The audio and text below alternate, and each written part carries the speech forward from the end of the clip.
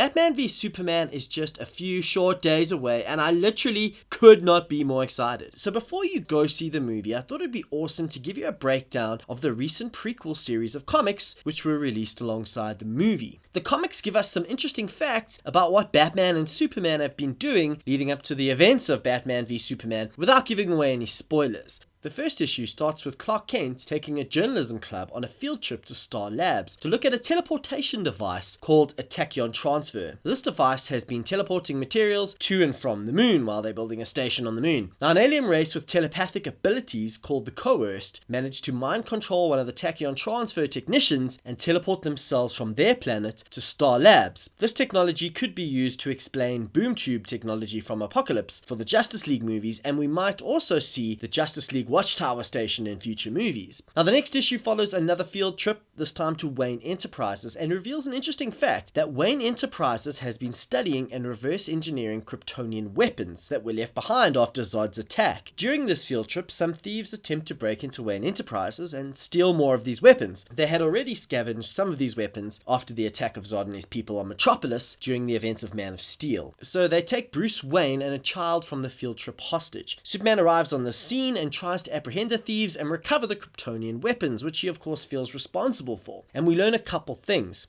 Firstly, that the Kryptonian weapons that the thieves have can hurt Superman, and that Bruce Wayne has lined his buildings with lead. So Bruce has somehow studied Superman sufficiently to know that he can't see through lead and has access to Kryptonian weapons that can hurt him. Bruce Wayne is obviously going to use this information in his fight against Superman, as we can see in this clip where Batman clearly uses a smoke grenade which is lined with lead. The following issue gives us a little bit more information about what people think about Batman. Now, to the police, he's a criminal and a vigilante, but to most people, he's just a hoax, a myth, an urban legend. And some people think that Batman is just a publicity stunt to make a polar opposite to Superman in order to make Superman look shiny by comparison. Now, a young girl manages to catch a photo of Batman, but decides to delete the photo because she knows that criminals must never know that he's just a man. He must be a ghost, a shadow, a legend. We also learn that Lex Luthor has been secretly testing and collecting information on the abilities of both Batman and Superman. Now, the comics give us some backstory regarding how the government and Senator Finch responded to the attack of Zod on Metropolis. There is a debate amongst officials on whether they can trust Superman. Now, Senator Finch suggests approaching Superman to work for the government. And we learn that up to this point, Superman's activities have largely been limited to humanitarian missions and helping with natural disasters, but has stayed out of conflicts within or between nations. Now, most people believe that Superman is here to help, but some people think that he is an advanced scout for a future invasion, and it's clear that the government are ramping up to defend itself against future alien invasions. And finally, we learn a little bit more about Lex Luthor.